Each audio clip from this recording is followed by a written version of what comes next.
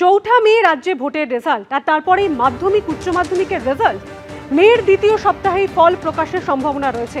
মাধ্যমিক উচ্চ মাধ্যমিকে প্রায় 16 লক্ষ পরীক্ষার্থী।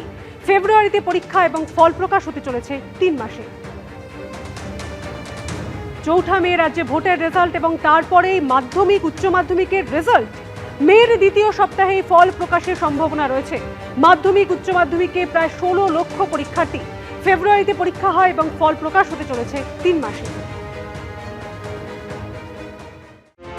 হাতে আর মাত্র 9 দিন, রাজ্যে ভোট প্রস্তুতি কোন পর্যায়ে খতিয়ে দেখতে 3 দিনের সফরে রাজ্যে এলেন ডেপুটি নির্বাচন কমিশনার জ্ঞানেশ ভারতী। সোমবার পশ্চিম বর্ধমানের অবজারভার, পুলিশ সুপার, ডিইও সহ প্রশাসনিক কর্তাদের সঙ্গে করলেন বৈঠক। 3 দিনের এই সফরে জেলাতেও যাওয়ার কথা রয়েছে তার।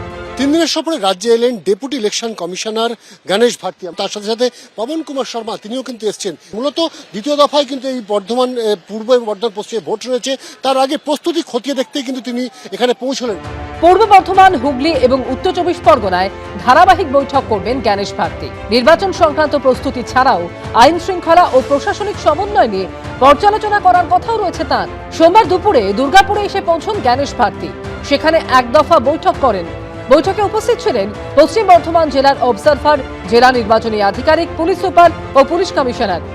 মঙ্গলবার হুগলিতে প্রস্তুতি বৈঠক করবেন জ্ঞানেশ ভারতী। সেখানে উপস্থিত থাকবেন জেলার অবজারভার, জেলা নির্বাচনী আধিকারিক, পুলিশ সুপার ও পুলিশ কমিশনার। বুধবার কলকাতায় সিইও দফতরে আসবেন তিনি। অনির্বাণ বিশ্বাসের রিপোর্ট, এবিপি আনন্দ।